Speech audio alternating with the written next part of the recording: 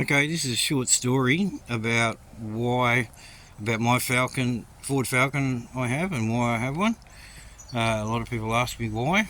Well, it goes like this. About 20 years ago, I decided to have two cars. One car to keep nice for my weekend drives, and the other one is a shopping trolley, a shopping centre warrior car to take just on daily trips to go get shopping and stuff, and kitty litter and groceries, whatever. So I've always had two cars. I had a Ute originally. This is about 20 years ago. Then I had a Camry, which was under new car warranty, so it was a very new Camry. And then finally, when I upgraded again, I decided, right, well, back in high school, this is how this all came about. In high school, a friend was talking to us because we're all Star Wars fans back then in mid '80s. This is the mid '80s, remember, or early '80s actually. And I remember one of them saying that Ford should do marketing for the Millennium Falcon in the year 2000. And yeah, that would be a cool idea. Of course, Ford didn't do that. Kind of didn't think they would, but what stuck with me was as a kid I thought, well, okay, I'm going to do a Millennium Falcon themed car on a Falcon, right? Because in Australia we have these, so cool, we can do that. So like I said, I had my Ute and my other car, which was obviously a WRX, a new one. I had my Camry and my other car, again it was another WRX. I've had about 5 or 6 of those, and then this one. And to fulfill the two purposes, to fulfill the fact I want two cars, and I might as well do the Falcon themed car as my second car, which I did. Now, I wanted to get an originally, I was going to get a white one, just a standard Falcon, not an XR6. It's very hard to find exactly what I was after. This one turned up, hasn't even done the amount of kilometres for the warranty. It's out of warranty because of the years, but not the kilometres. Very low kilometre, like brand new. It's in mint condition. There's not a scratch on it as far as I can tell. Certainly no chips on it. So that's how I got the Falcon. And originally I was going to do a much more radical wrap on a white one. But because I got this XR6, I decided to do Millennium Falcon Light. So all I did was, first of all, the car is stock except for these things. I put bigger wheels on it with asymmetric tyres and Bilstein shocks all round. That just gave the handling that little bit more of a boost because it was already a good handling car. Now it handles really well. Handles like a smaller car than it is. Of course, and I haven't lowered it because the XR6 came lower than the standard Falcon, so it's stock ride height, which I think is important because I didn't want to lower it. So the engine, this was a heavily optioned car when it was new, so this had a pack on it. I did some research and historical research to find as much as I could. So this had extractors on it and a small tune, a flash to the computer tune from a dealership, brand new. That as far as I can tell what happened, looking at books and everything. So these normally are aspirated straight 6 barras. Came with about 265 horsepower. This one is around about 280, 285, and it's not an FPV, it's not a turbo, it's not a V8 obviously, it's just a straight 6 XR6, right? But it is fully optioned. For example, it's got the upgraded sound system from factory, the premium sound system they call it, and a few other little bits and pieces. For example, it's got the Ford Command Center screen, which is color screen in the center console. Back in the day, that was a pretty big deal. Anyway, so like I say, the car hasn't had any modification down. As far as Millennium Falcon modifications go, like I said, this is Millennium Falcon Light. Didn't want to destroy this car because it is so good. So I put just for added a little bit of detail and uniqueness, the vent, which can be removed. As Star Wars fans will know, YT1300, they'll get that. And here's the custom Millennium Falcon Star Wars font, Carillion Engineering Corporation, YT1300. Vinyl, that's a custom. The Alliance logo, Millennium or Jedi, I think just call it the Jedi Alliance logo. There's the Millennium Falcon again. These are really good. This was from online.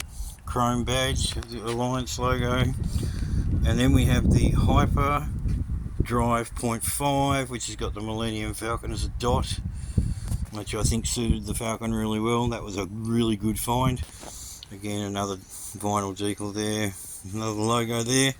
Of course, Han Solo's blaster there, and again the vinyl on the other side, and the YT1300 badge on the door again, and that vent which can be removed. And yeah, I did put a new set of headlights on it, but they're OEM, so just to give it that new look. So they haven't been, they're not modified lights, but as for the tail lights, the Falcon tail lights are funny. The reverse lights weren't very bright, and the indicators went almost like white instead of orange. So I put these. It only took 5 minutes to install, but these Altezza, or Altezza, I don't know how to pronounce it. These are aftermarket modification. They're compliant, and they are so much better. And to be honest, I think they look a lot better. I've still got the originals, which only take 5 minutes to turn them back. These are not LED. I didn't want to muck with that and cause electrical problems. These are just using the same bulbs, but they are excellent. As you can see, it's sort of a 3D effect inside the glass, inside the plastic, clear plastic there.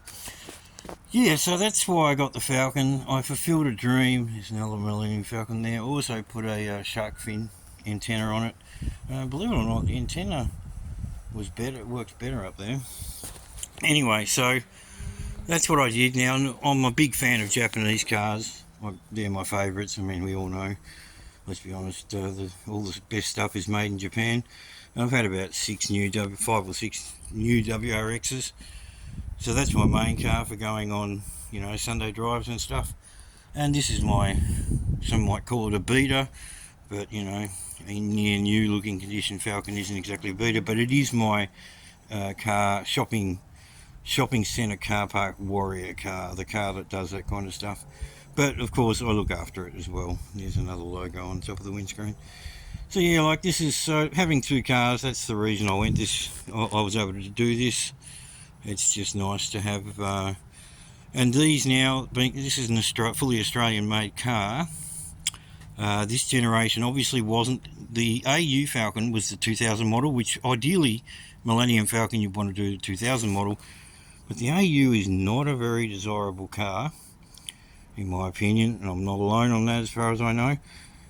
Sure, the XR6 AU Falcon actually looks okay, but still nothing compared to this generation.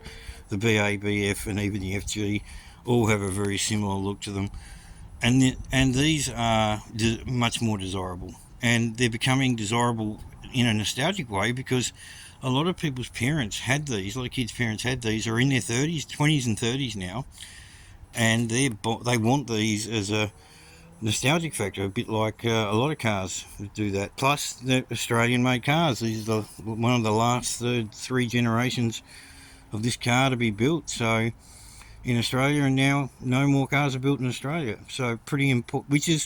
You can get a Falcon, which is in bad order, with 250,000 Ks, and the paint's, all had it. The clear coat's gone, and it still costs $6,000 to $7,000.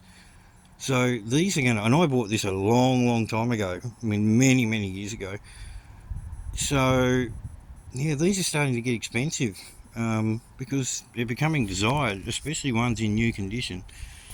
But yeah, that's like I say, my favourite cars. I'm a Japanese fan. I had a couple of Porsches when I was younger, and I just don't like European cars. And I'm not a huge fan of all Australian-made cars, but I admit the Falcon's done a good job inside, mint condition. It's got, for the time, it's got a large colour screen, the Ford Command Centre they called it. I really do hate that carpet on the dashboard, but hey, I left it on there because it's protecting the dashboard, so hey, I might as well have left it. It came with the car from new, just one of those like car mats, an option, same as these. these wind deflectors. I don't like them, but they do such a good job. There's no use removing them. They're on both sides of the car, as you can see. But yeah, it's in beautiful condition, this car. And yeah, that's the reason I've got a Ford Falcon. It's to fulfil that childhood dream from the 80s, when I was in high school, to in the early 80s, to do a Ford Falcon themed car, a light. In this case, I only call it a light theme, but yeah, it's done the job. And look, when I go, like, I've had a lot of different cars, even my Porsches and stuff, and I've never had a car where I'll come out of Kmart or Big W or the supermarket and there'll be 4 or 9 people standing around, mainly people in their 20s and early 30s, looking at it, you know, because it's very unusual to see in such good condition. Some for the Star Wars theme, they get a bit of a laugh out of that and think it's cool, a bit of a smile, and some just because they see one of these, and you don't see them a lot on the road anymore, even though they were still being sold brand new, this shape, up till 2008. There just isn't that many around. So a lot of people, you know, who know about the Falcon, parents had one, they wanted one, they were always desired, with the with the straight 6 Barrett legendary motor. Everyone knows that nowadays. Mine's not a turbo, it's not a V8 obviously. It's not an FPV Falcon, it's just an XR6 Falcon, but it's got the Barra, mighty Barra in it. Yeah, but it's that's the Ford Falcon story. Anyway, that's all for now. I'll talk to you later.